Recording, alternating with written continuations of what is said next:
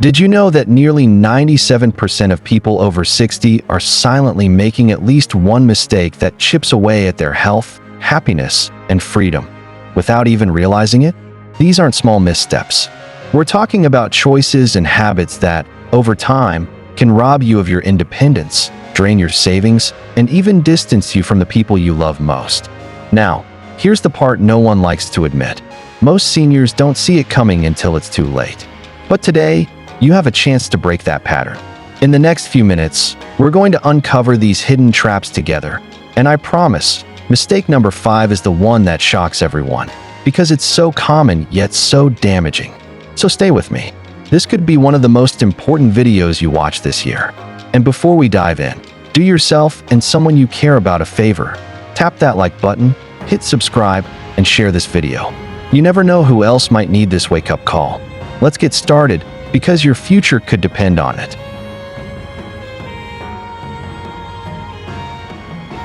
Meet Oswald Granger, a 74-year-old, retired carpenter from a small town in Nebraska. Oswald isn't just another senior living quietly in the Midwest. He's the kind of man everyone in town knew by name. The kind of man who built his neighbors' porches, fixed their squeaky doors without being asked, and always had a kind word for the kids riding their bikes past his workshop. His hands, calloused from decades of honest labor, had shaped more than wood. They'd shaped a life full of purpose, generosity, and pride. But behind his easy smile and sturdy handshake, Oswald was hiding something he didn't even realize was there, a false sense of security. After all, he had worked hard his whole life. He'd raised a family, paid off his house, and kept himself active. He figured that was enough to keep him safe in his golden years. But here's the truth no one had told him. Staying independent and fulfilled after 60 isn't just about what you did in the past. It's about the choices you make now. Oswald's story took an unexpected turn one winter morning. A small decision, so many seniors make without a second thought, nearly cost him everything. That morning, he stepped out onto his front porch, like he did every day, to fetch the newspaper. The porch he had built himself. The same porch he had walked across thousands of times. But this time, a thin sheet of ice turned that ordinary moment into a disaster waiting to happen. Oswald slipped, and in that split second, everything changed. The man who had always been the helper found himself helpless, lying in the cold, unable to get up, waiting for someone to find him. What followed was weeks of hospital visits, physical therapy, and painful regret, not just for the fall, but for the simple things he could have done to prevent it. Oswald's story isn't rare. It's a wake-up call, because no matter how strong, kind, or capable you are, these hidden mistakes can creep into your life and steal your freedom before you even notice. And that's why today, we're going to walk through these 5 life-destroying mistakes together so you can spot them, stop them, and stay in control of your life, just like Oswald wished he had.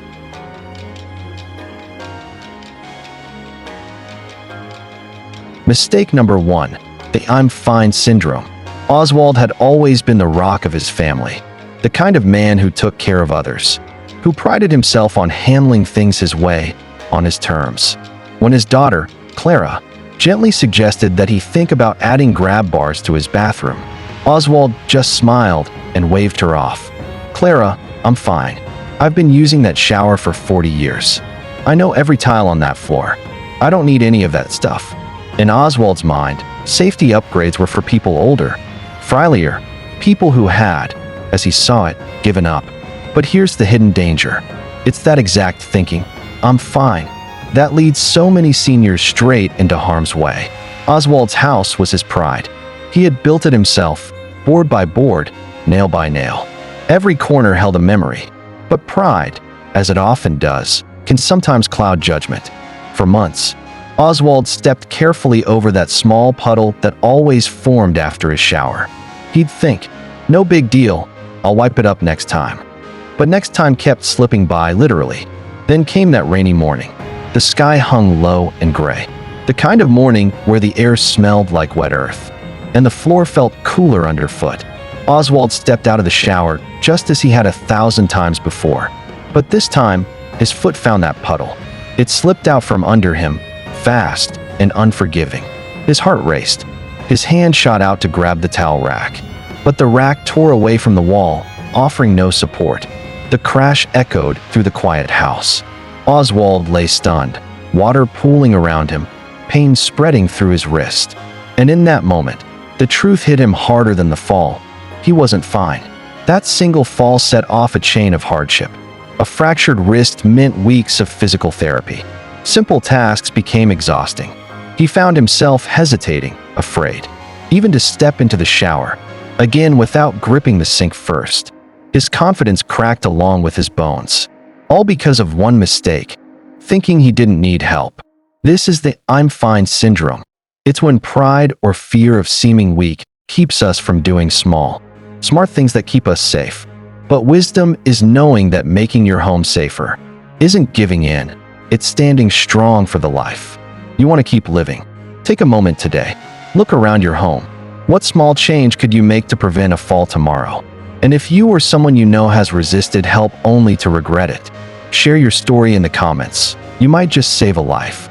And don't go anywhere, because what Oswald ignored next wasn't just dangerous. It was the kind of mistake that steals your joy, bit by bit. Let's break it down.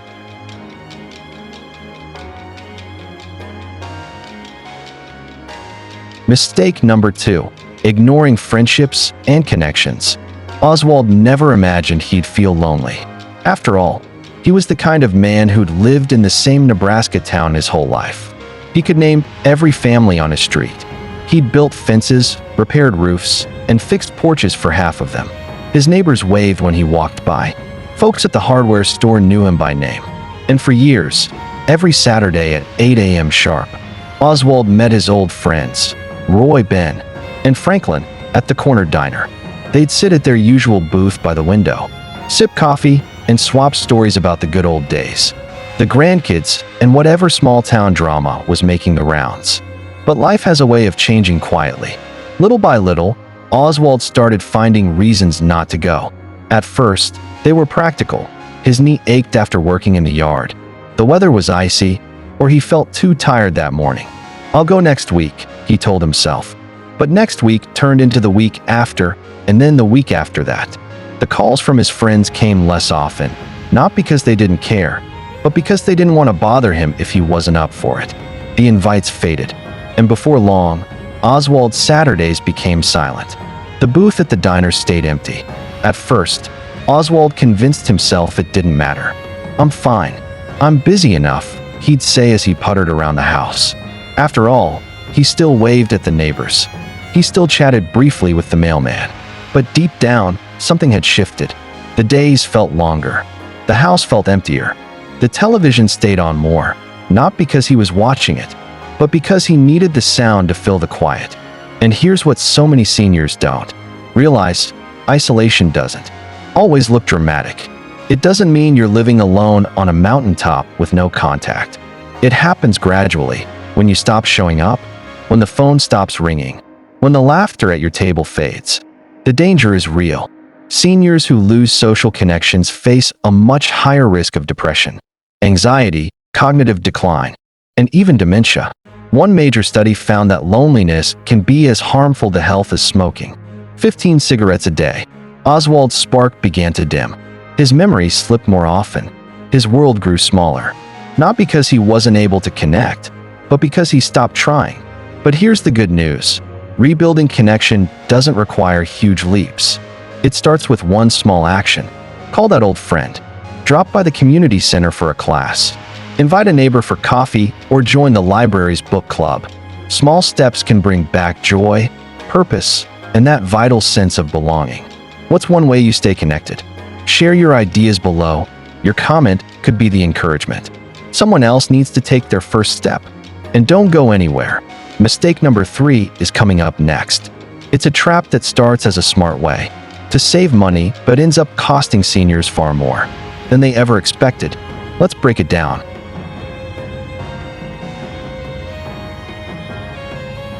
Mistake number 3. Skimping on health essentials to save a few dollars. Oswald had always been the kind of man who knew how to stretch a dollar. After retiring, he worked hard to manage his modest pension and savings. He felt a deep sense of pride in making his money last. After all, He'd earned every penny with the sweat of his brow. So when the bills started piling up, property taxes, medications, home repairs, he began to look for areas where he could cut back without, as he thought, really hurting anything. Like so many seniors trying to be sensible, he made decisions that seemed small at the time, but they came with big consequences. The first thing to go? His dental checkups. It's just a cleaning, Oswald reasoned. I'll skip it this time. I'll go next year. The next year came and went, and the appointment never happened. After all, his teeth felt fine. Why spend the money? Then came the grocery cuts. Fresh fruits and vegetables started feeling like luxuries. The price of apples and spinach seemed too steep, when there were cheaper canned goods and frozen meals that filled the pantry for less. But the truth about cutting corners on your health is that the costs don't show up. Right away, they sneak up on you. One evening, Oswald felt a dull ache in his tooth.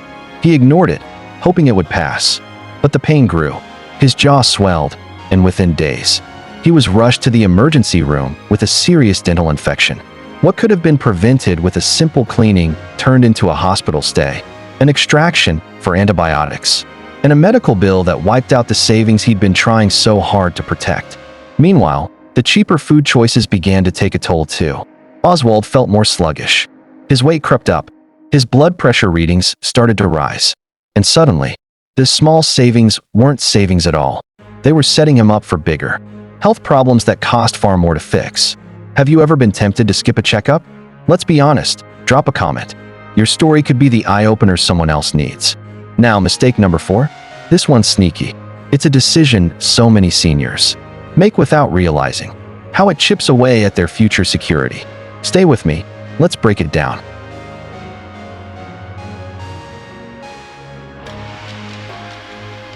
Mistake number 4. Putting off simple legal preparations. Oswald always thought paperwork could wait. It wasn't that he didn't care. He just didn't feel the urgency. I'll get around to it soon enough, he'd say to himself as he sipped his coffee on the porch. Updating his will, assigning power of attorney, setting up an advance, healthcare directive, all those things felt like chores that could be handled another day. He wasn't sick. He wasn't frail. And like so many seniors, he figured those decisions were for people with big estates or complicated finances. What do I have? Oswald thought. Just this house, my truck, and some savings in the bank. But that kind of thinking is where the danger lies. Oswald's life took a sudden turn the day he collapsed at home. The infection he'd ignored weakened him more than he realized. One moment he was reaching for a glass of water. The next he was on the floor, unable to move or call for help. The paramedics did their job and got him to the hospital fast. But that's where the confusion began. As Oswald lay unconscious, doctors asked urgent questions. Who can make decisions for him? Does he want certain procedures? Are there limits to the care he would want? But there were no answers. There were no documents, no instructions, nothing in writing that said who had authority to speak for him, or what his wishes were if he couldn't speak for himself. Clara, his daughter, stood by his bed, overwhelmed and scared. She wanted to do right by her dad, but she didn't know what that was. Her brother lived across the country and had different ideas. Arguments began at the worst possible time. Every choice was filled with fear that they might be doing the wrong thing. Treatment decisions were delayed. The stress added to their heartbreak. This is why putting off simple legal preparations can quietly cause chaos when families need peace. The good news? Getting a basic will, naming a power of attorney, and setting up a healthcare directive doesn't have to cost a fortune. Senior centers, community legal aid offices, and even online resources offer simple, affordable ways to get these documents done. When was the last time you updated your documents? Think about it. If you're not sure, today is a perfect day to take that step. Now, mistake number 5. This is the one that quietly breaks hearts and futures. Let's talk about it next.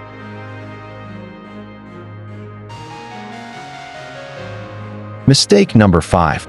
Letting fear stop you from trying new things. Oswald had always found comfort in the familiar. He liked his routines, the quiet mornings, with his coffee steaming in his favorite chipped mug, the well-worn path he walked each day around his neighborhood. the steady rhythm of fixing small things in his shed, surrounded by tools that had served him for decades. To anyone watching, Oswald seemed content, and for a while, he believed it too. But deep down, beyond the hum of the radio and the warmth of his porch chair, a quiet truth lingered. He was letting fear shrink his world, little by little. It wasn't the kind of fear you shout about. It was subtle. It whispered to him when his daughter suggested, "Dad, why not join that Tai Chi group at the park?" Oswald chuckled, shook his head, and waved her off. "I'm too old for that. I'd look ridiculous out there." When a friendly neighbor invited him to a senior art workshop, Oswald hesitated, then said, "I've never been good at drawing. What would I do there?" And when the library posted a flyer for a free computer basics class, he muttered, "What use do I have for that now?" Each time, he found what felt like a sensible reason to say no. But behind those polite refusals was the same quiet fear. Fear of being the odd one out. Fear of looking foolish. Fear of not knowing what he was doing. And fear of failing in front of others. At first, it didn't seem like a big deal. Saying no felt like staying safe. But over time, that safety turned into isolation. His balance, once steady from years of physical labor, began to weaken. His steps felt unsure. His world grew smaller, not because the opportunities weren't there, but because he kept closing the door on them. And the saddest part? He missed out on the joy that comes from trying. Something new, the excitement of discovery, the pride in learning, the laughter that comes when you give yourself permission to be a beginner again. But here's the truth. Oswald finally saw, and what? I hope you see too. It's never too late to break free from that fear. You don't need to leap into something dramatic. It starts with one small, brave step. Maybe it's signing up for that beginner Tai Chi class where nobody expects you to be perfect. Maybe it's joining the watercolor group at the senior center, where everyone's just there to have fun. Maybe it's as simple as walking a new path through the park. What new thing will you try this week? Let us know in the comments. Your courage could be the spark that inspires someone else. And remember, Oswald's story reminds us that small choices, saying yes instead of no, can open up a whole new world. Don't let fear decide your future.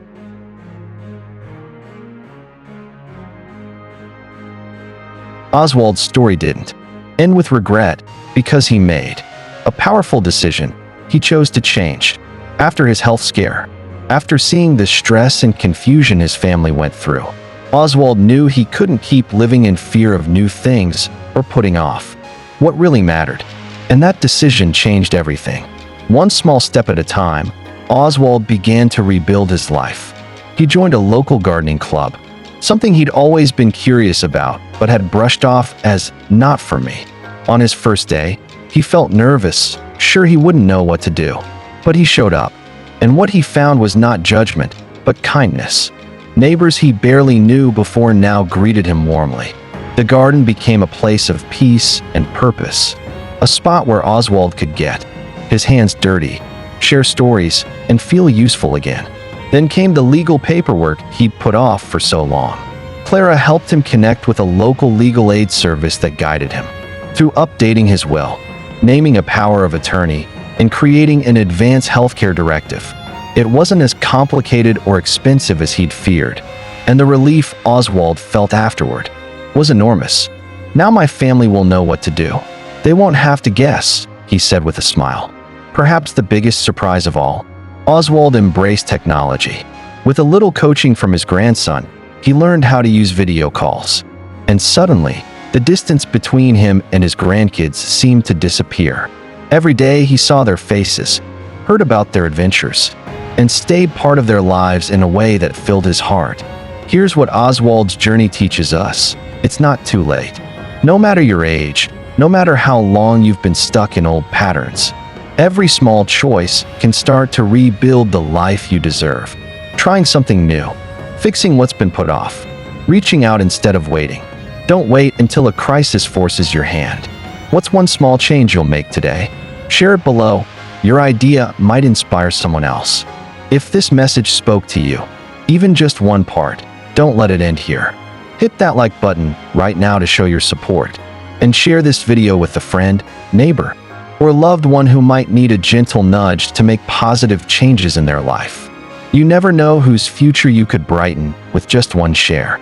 And if you want more practical, heart-centered advice on how to thrive, stay strong, and live fully at any age, make sure to subscribe. Together, let's build a community where every senior feels seen, valued, and empowered.